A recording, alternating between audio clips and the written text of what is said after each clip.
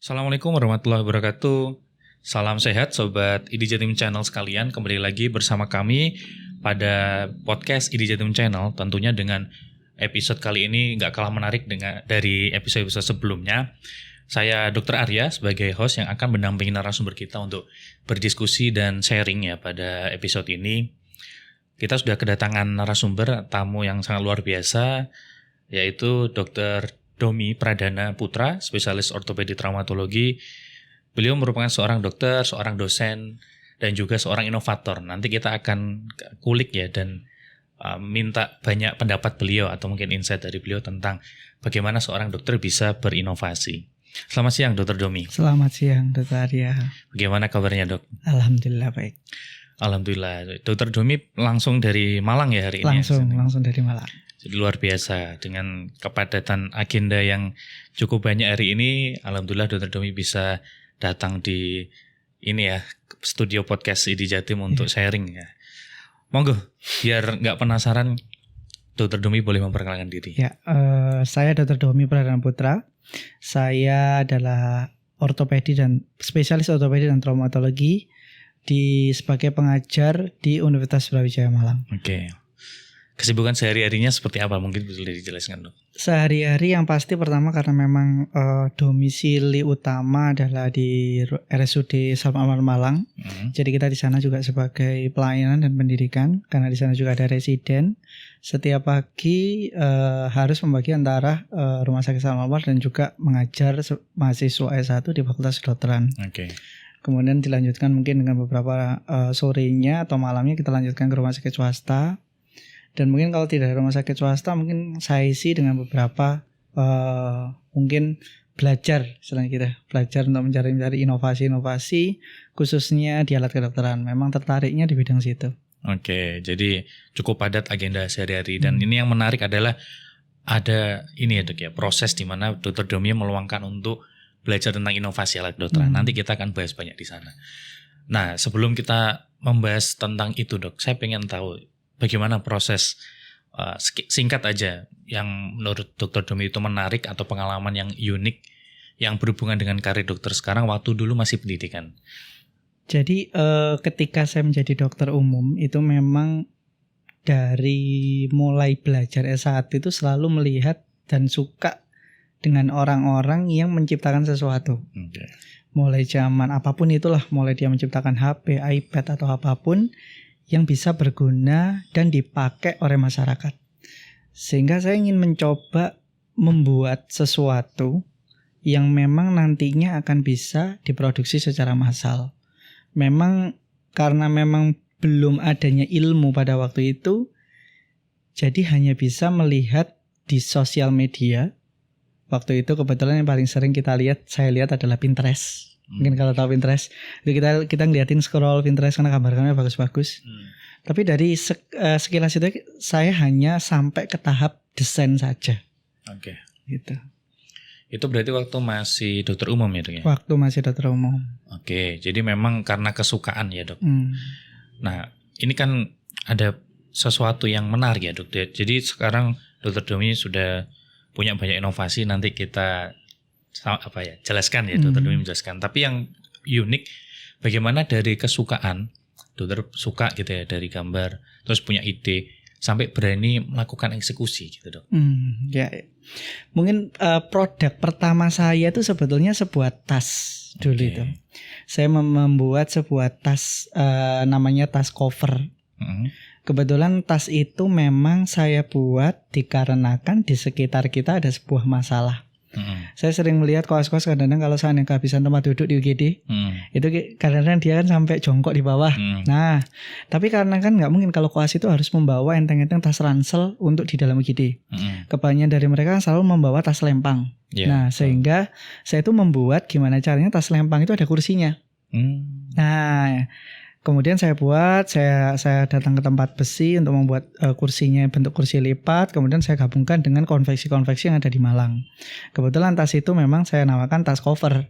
Karena memang saya pingin konsepnya untuk kedokteran. Dan beberapa kantong-kantong yang saya gunakan itu memang saya setting dan saya ukur sesuai apa yang biasanya dibawa koas. Biasanya dibawa koas kan biasanya tourniquet, suntik mungkin suntik, ballpoint, tas buku notebook kecil lah mungkin lah itu semuanya pas di situ. Sebenarnya eksekusi pertama untuk membuat sebuah produk itu waktu itu hanya rasa kemauan dan niat aja waktu itu. Sehingga saya berpikir bahwa kalau saya membuat produk ini mungkin anak-anak bisa pakai gitu aja.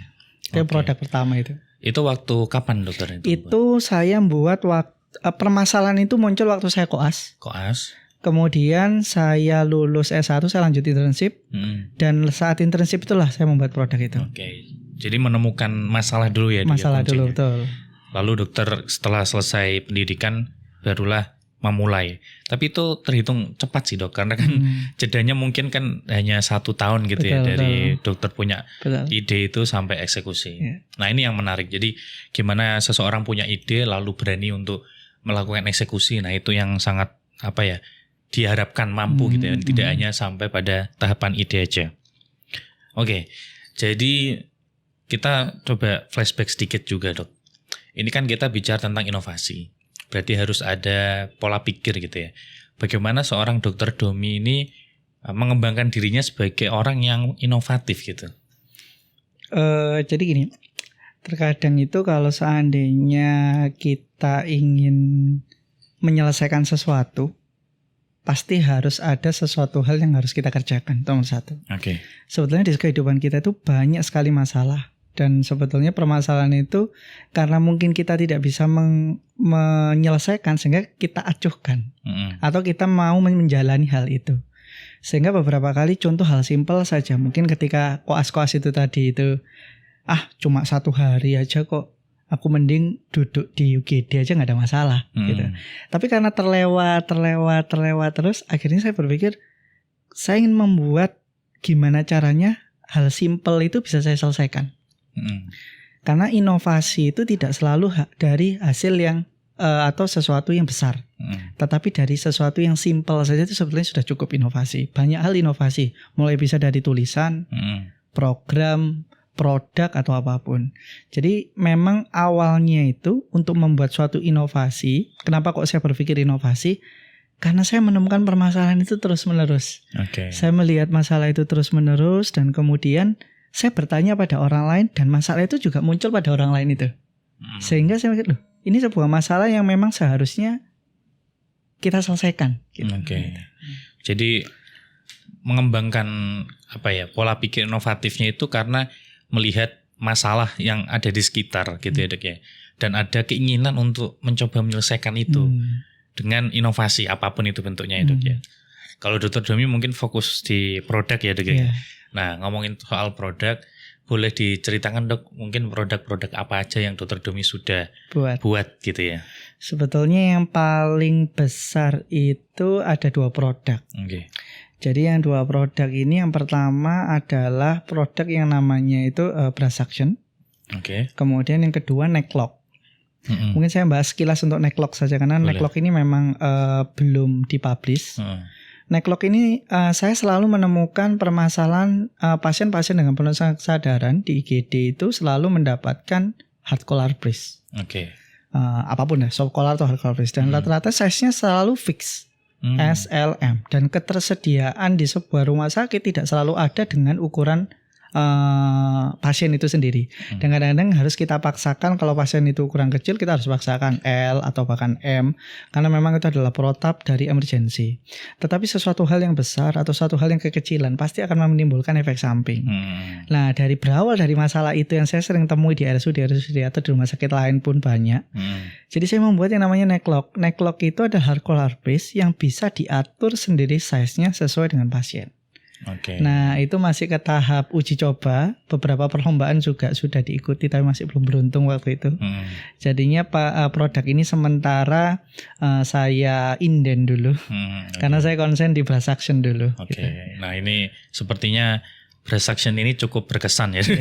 Nah boleh diceritakan dok seperti apa itu? Jadi Brass Suction ini menurut saya adalah suatu pencapaian terbaik dan terbesar saya selama hidup. Ya, saya tidak pernah karena dari kecil itu memang pinginnya membuat sesuatu dan diproduksi secara massal. Brass Suction ini adalah seperti ini. dokter bedah selalu bermasalah pada suction penghisap. Oke. Waktu operasi ya? Iya, waktu operasi. Ini alat operasi ya? Betul, di operasi itu suction penghisap untuk mengambil darah atau irigasi luka. Oke, cairan-cairan. Ya, terkadang dikarenakan kita terbiasa menggunakan suction yang besar dengan lubang satu kanul dan itu kaku fix rigid, sehingga kita itu mengasumsikan bahwa semua jaringan itu seharusnya bisa diambil di situ. Tapi kan bukan hanya lubang di depan saja yang harus dievaluasi, tapi juga selangnya. Kita tidak memiliki selang yang benar-benar fleksibel, semi rigid yang kita punya, yang universal itu yang semi rigid dan itu berdiameter universal juga. Dan bisa dibayangkan kalau seandainya kita hanya berpikir bahwa suction itu memasukkan semua jaringan ke situ, resikonya adalah selang tersumbat. Hampir semua operasi itu yang saya alami kadang-kadang dengan sumbatan itu kita harus menunggu sekitar 10-15 menit. Mungkin untuk nyepuling alat suctionnya sendiri, kemudian selangnya kalau buntut kita harus ganti lagi. Kalau tidak ada selang terpaksa kita gunting, jadinya selangnya jadi pendek. Apalagi kalau bedah tulang itu berhubungan dengan tulang-tulang kecil yang kadang-kadang keambil. Nah itu terisap. Makanya bedah suction ini muncul dengan analogi bahwa sebetulnya adalah melakukan suction itu adalah dengan cara irigasi. Irigasi yaitu cairan saja yang kita ambil. Sehingga pertama tidak ada, yang pasti adalah tidak adanya sumbatan dikarenakan bedah suction ini memiliki selang-selang kecil di bagian bawah. Selang-selang kecil itu yang akan nanti itu menahan jaringan itu supaya tidak masuk ke dalam selang. Ada beberapa pertanyaan simpel seperti ini, Dok. Berarti kalau kotoran-kotoran besar-besar itu tidak bisa diambil? Memang seharusnya tidak bisa disedot. Karena kan itu kan selang. Seharusnya kalau kotoran-kotoran itu menurut saya adalah memang seharusnya diambil dan dibuang dengan instrumen. Jadi misalnya contoh mungkin gumpalan darah yang besar sekali itu, otomatis kalau suction itu ngambil masih tersumbat. Lah gumpalan itu seharusnya memang kita ambil saja terus kita buang di mungkin bengkok atau apapun gitu. Jadi di sini Dokter Domi dari masalah kembali Dok ya, di mana alat operasi itu untuk menyedot itu ya, untuk membersihkan cairan-cairan itu seringkali dengan model yang ada itu sering mengalami sumbatan gitu ya, karena banyak benda-benda yang besar ikut gitu ya dalam proses membersihkannya itu. Lalu dari sumbatan itu seringkali bisa berpengaruh pada operasi karena harus disesuaikan ya, harus dimodifikasi dan butuh waktu. Dan Dokter Domi punya pemikiran bahwa kita mengambil cairannya aja lalu membuang yang besar-besarnya itu dengan instrumen gitu ya, sehingga muncullah inovasi yang dokter namakan bedah suction tadi. Nah, sebenarnya nggak ada gambarnya, sebenarnya menarik ya kalau ada. Jadi kayak ada gambaran, tapi setidaknya dari penjelasan dokter sudah tahu ini alatnya fungsinya untuk menyedot cairan tapi bisa membersihkan kotoran yang besar gitu ya. Nah, ini menarik sih sebenarnya karena simpel gitu ya. Mungkin orang berpikir wah ini mungkin ngide-ngide cepat terus jadi. Nah, sebenarnya seperti apa Dok? Prosesnya boleh diceritakan? Sebenarnya desain awal itu adalah ketika saya pendidikan residen. Waktu itu saya jaga 2. Kebetulan jaga di kamar residen. Dan kebetulan saya karena masalah ini terus muncul di otak saya, sehingga saya ingin membuat suatu ide di mana tip suction ini bisa terselesaikan sebelum terjadinya bedah suction itu. Sebetulnya desain bedah suction yang sekarang itu diproduksi secara massal itu desain awalnya tidak seperti itu. Berbeda sekali. Mungkin sekitar 60% ada perubahan di situ karena kita waktu kita dengan perusahaan memang ada beberapa yang harus kita penelitian lagi agar alat-alat perusahaan itu bisa memproduksi. Nah, jadi ketika saya itu melihat masalah itu di rumah sakit, kemudian saya mendesain itu di kamar residen, saya memutuskan bahwa kalau seandainya memang ini belum ada, saya akan mulai ketika saya nanti chief. Jadi mungkin ketika chief itu chief resident. Ya, chief resident. Kemudian saya berteman dengan salah satu teman saya di Jogja. Kita mengembangkan bareng menggunakan 3D printing. Prototipe jadi dengan peralatan seadanya. Suction-suctionnya selang itu kita membeli dari NGT yang dibeli di rumah sakit, kita guntingi secara manual. Kemudian kita pasangkan, kemudian kita berpikir gimana caranya membuat produk ini bisa sama dengan bisa dipakai di rumah sakit. Jadi semua ukurannya itu kita gabungkan, mulai dari NGT, mesin tip suction yang sebelumnya, ukuran diameternya semua kita atur, kemudian kita gabungkan. Sementara seperti itu. Kemudian yang membuat saya itu supaya lega adalah mau tidak mau kalau seorang pendidikan pasti ingin mengikuti sebuah perlombaan. Jadi saya ikuti sebuah perlombaan itu. Saya ikuti perlombaan salah satu dari pihak swasta yang mungkin berhubungan dengan Kementerian Kesehatan juga. Di sana saya ikuti lomba pertama kali dan kebetulan yang membuat saya itu ingin mengikuti perlombaan itu karena guru-guru atau senior saya dari universitas lain itu yang pembicara-pembicara hebat itu ternyata mengikuti acara itu juga. Dan membuat sesuatu yang juara. Itu yang membuat saya berpikir wah ini memang sesuatu hal yang benar-benar saya impikan. Saya mengikuti sebuah perlombaan, berkumpul dengan orang-orang yang inovatif, membuat sebuah alat. Kemudian saya ikutkan di situ dengan kebetulan dan alhamdulillah kalau dilihat dari salah satu kompetisi itu saya terbaik keempat. Wah, luar biasa. Itu kan ajangnya nasional dok ya? Ajangnya nasional, betul. Nasional, lalu Dr. Dwi baru pertama kali ikut. Dengan inovasi yang baru pertama kali dicoba itu ya. Dan sudah 4 besar. 4 besar. Wah, luar biasa. Jadi memang itu yang mungkin ini ya dok ya, sering kali miss gitu ya buat para kami-kami yang ingin berinovasi, terutama yang muda-muda itu kan kita punya ide, seringkali kita pertama takut untuk eksekusi. Selain takut mungkin tidak berani untuk menunjukkan diri gitu kan. Kalau Dr. Domi tadi mencoba terus berani ikut lomba padahal baru. Nah mungkin semangat apa sebenarnya yang Dr. Domi itu bangun gitu ya waktu dalam proses dokter itu berinovasi? Oke. Jadi memang mulai awal karena cita-citanya adalah diproduksi secara massal. Oke.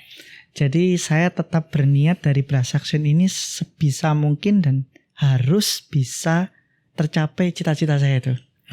Jadi saya itu mengunjungi banyak sebetulnya perusahaan dan tidak semuanya diterima. Tidak semuanya diterima karena mungkin juga salah saya juga tidak bisa menjelaskan dengan cukup jelas. Tapi dari semuanya itu akhirnya saya bertemu dengan perusahaan terakhir ini yang syukur alhamdulillah mereka juga mau menerima apa semua ide saya dan saya juga belajar dari berbagai perusahaan. Kemudian cara ngomongnya juga bagaimana dan cara penjelasannya bagaimana sehingga maknanya nyampe. Tersampaikan, Jadi permasalahan menurut saya pribadi sebagai inovator awal ini adalah gimana caranya kita bisa mentranslatekan ide kita dan tujuan dari produk ini kepada perusahaan. Kalau itu sudah ditranslatekan secara bagus, perusahaan ini mengetahui apa tujuan kita dan permasalahan itu jelas terlihat oleh perusahaan, pasti akan diterima. Tetapi dari situ juga ada sebuah persoalan. Karena tidak semua produk kita itu bisa diproduksi secara massal. Tidak semua ide kita itu realistis diproduksi. Jadinya memang ada hal yang harus kita lakukan lagi, yaitu penelitian lagi bersama untuk mengubah desain bersama lagi di sebuah perusahaan. Dan waktu itu saya kurang lebih 2 tahunan. 2 tahun? 2 tahun. Itu dari dokter ketemu dengan industri saja. Sampai produk jadi? Produk jadi, betul. Jadi harus punya keterbukaan ya dok ya? Jangan memaksakan, ini ide kita paling bagus. Betul. Jadi harus adapt gitu ya. Yang penting tujuannya adalah sama, tercapai. Nah ini luar biasa. Jadi mulai dari melihat masalah, punya ide, berani eksekusi, mencoba lagi sampai akhirnya muncul produknya itu sampai massal gitu ya. Massal. Kira-kira butuh berapa tahun dokter untuk inovasi yang Brass Suction ini? Saya itu sampai mulai desain pertama itu saya pigora di rumah. Luar biasa. Desain pertama dari Brass Suction, coretan kertas saya itu di kertas HVS itu saya pigora. Saya pigora dan saya taruh di kamar sebagai motivasi saya karena itu produk pertama saya. Kalau terhitung dari saya mendesain itu kurang lebih sekitar 4 tahun. 4 tahun. 4 tahun. Saya mulai berarti kalau ini 2023 mungkin 2020. 2019. Ya, 2019-2020-nya. Wow. Jadi persistence harus punya semangat untuk terus gitu ya dok ya. Konsisten, berani, komitmen gitu. Nah ini kan tadi kita sudah bahas banyak proses. Pernah nggak dokter Domi mendapatkan kegagalan yang cukup signifikan. Kalau tadi Dr. Domi bilang sih beberapa perusahaan yang coba diajukan sempat menolak. Tapi mungkin ada nggak tantangan lain atau hambatan-hambatan yang Dr. Domi alami yang itu tuh bisa dokter atasi gitu? Sebetulnya kalau permasalahan jelas banyak. Banyak ya. Contoh hal simpel Brasaksen saja ketika kita itu dari desain awal dan harus dirubah menjadi desain yang lain. Terkadang kita takutkan adalah, waduh ini proses lagi. Okay. Yang kedua, apakah ketika dirubah ini tujuan yang sebenarnya kita pertahankan mulai awal desain sampai sekarang akan tetap sama? Dan yang ketiga, apakah ketika sudah di ACC oleh suatu perusahaan ini, apakah mesin-mesin mereka mampu untuk memproduksi secara massal? Dan setelah produk ini jadi, apakah izin edar kita bisa keluar? Itu banyak sekali permasalahan yang benar-benar saya sendiri alami. Dan di samping kita ngomong Brasaksen, kita contoh Necklock saja. Sampai sekarang aja Necklock memang menurut saya produk yang sudah mengikuti kompetisi tapi belum beruntung. Dan itu juga sampai sekarang saya belum menemukan bagaimana match-nya atau mentranslatekannya kepada salah satu perusahaan. Karena dan seperti itu kan menurut saya juga saya anggap sebagai kegagalan juga. Dalam tanda kutip juga mungkin gagal ya. Tapi tetap saya bilang inden supaya siapa tahu saya bersemangat lagi untuk memperjuangkan itu. Tapi kalau dibilang dari produk, kalau dibilang sebuah ide desain terus dibuang gagal, atau desain 3D printing gagal, itu mungkin kurang lebih sekitar 6-7 produk gagal. Jadi yang dokter bilang tadi itu 2, salah satunya sudah diproduksi massal, tapi ternyata yang gagalnya itu lebih banyak. Lebih banyak gagalnya, betul. Jadi kuncinya itu ya Dok ya, kemauan itu ya, komitmen dan konsistensi untuk terus bergerak supaya tujuannya tercapai itu yang utama gitu ya Dok. Nah ini menarik, jadi ini kan sebagai seorang dokter, sebagai seorang klinisi, pengajar yang kesibukannya banyak, tapi kenapa Dr. Domi itu kok benar-benar punya semangat untuk berinovasi? Padahal kalau kita lihat kan, ya ini saya melihat sekilas ya sebagai seorang dokter juga kan tidak banyak sebenarnya. Kalau kita persentase hanya sedikit dokter yang berinovasi. Nah mungkin Dr. Domi punya pandangan kenapa kok dokter itu harus berinovasi? Oh siap. Jadi gini, kalau kita lihat secara detail mungkin dari pihak ID Jatim pasti juga mempunyai data ya. Berapa jumlah dokter yang semakin bertambah. Betul. Semakin banyaknya universitas negeri bahkan swasta di Jawa Timur khususnya yang membuka fakultas kedokteran baru. Bisa di logika saja berapa dokter-dokter ini akan terlahir setiap tahunnya. Beribu-ribu dokter. Ya, beribu-ribu dokter. Dan menurut saya kalau seandainya sesuatu hal yang berbeda, sebagai dokter itu harus mempunyai sesuatu hal yang berbeda. Untuk dia itu bisa dilihat dan bertahan selain seperti itu. Dan hal itu yang dinamakan inovasi. Saya selalu menekankan pada semua mahasiswa saya bahwa inovasi itu menurut saya adalah hal yang paling penting. Di mana sekarang ini eranya sudah berkembang, di mana sosial media itu sudah berkembang. Salah satu contoh seperti ini aja. Ada banyak hal perubahan yang ada di kita sendiri di Fakultas Kedokteran milenial ini ya. Yang dulunya kita dianggap bermain HP itu salah. Tapi sekarang semua sosial media seperti Instagram itu membahas soal KDI loh. Oh iya, banyak. Nah, jadi kalau kita melihat seorang dokter itu di pojok kantin gitu ya, dengan dia menggunakan HP, kita tidak bisa menjudgment dia bermain. Tapi mungkin saja dia juga belajar. Betul lah. Makanya kenapa kok menurut saya itu memang zaman itu semakin lama semakin berubah. Jumlah dokter juga semakin meningkat dan memang paling bagus adalah semua dokter memiliki inovasi. Inovasi itu tidak selalu sebuah produk. Inovasi itu bisa dengan pendidikan, mungkin juga dengan menulis juga bisa. Sosial media yang lagi tren saat ini. Mungkin dokter ada juga sosial media. Kemudian yang paling terakhir adalah produk memang. Jadi intinya itu punya inovasi supaya punya nilai lebih. Betul. Dalam bentuk apapun. Betul. Dan itu yang membuat kita itu satu mungkin bisa lebih bersaing gitu ya dengan kondisi yang ada sekarang. Oke, jadi luar biasa, banyak sekali insight baru yang saya dapatkan. Dan mungkin sebagai pesan terakhir. Kita tidak terasa ngobrol hampir 30 menit dokter dan banyak sebenarnya yang bisa kita bahas, cuma karena keterbatasan waktu. Nah ini sebagai pertanyaan terakhir, apa pesan Dr. Domi untuk para sejawat atau mungkin para mahasiswa khususnya di bidang kesehatan atau kedokteran yang ingin berinovasi? Kira-kira pesannya apa? Mungkin kalau saya ngomong sama yang senior saya kurang nyaman, tapi untuk mahasiswa ya, lebih baik untuk mahasiswa ya. Saya selalu bilang pada mahasiswa saya satu hal, dan saya punya kutipan ini melihat dari rata-rata internet juga, tapi itu kena di saya.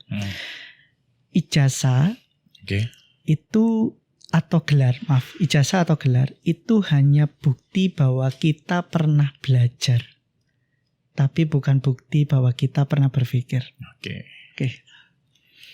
Oke, menarik. Jadi artinya harus ada proses-proses lagi ya Dok ya. Ketika kita sudah selesai dengan pendidikan kita, maka harus punya sesuatu yang tadi Dr. Domi bilang sebagai inovasi, dan itulah yang membuat kita punya nilai lebih dan punya semangat untuk yaitu menghasilkan sesuatu. Terima kasih Dr. Domi atas pendapat, insight dan juga motivasinya yang sangat luar biasa pada episode kali ini. Semoga apa yang Dr. Domi sekarang lakukan dalam bidang apapun bisa membawa banyak manfaat. Amin. Dan juga harapannya Dr. Domi bisa melahirkan Dr. Domi lainnya gitu. Amin, ya, terutama bagi yang masih muda-muda. Oke, sekian episode kali ini, sangat luar biasa. Jangan lupa untuk like, share juga, dan tentu subscribe untuk ID Jatim Channel. Dan juga tunggu kami di episode-episode lainnya yang tentunya nggak kalah menarik. Saya Dr. Arya, pamit undur diri. Terima kasih. Assalamualaikum warahmatullahi wabarakatuh. Waalaikumsalam.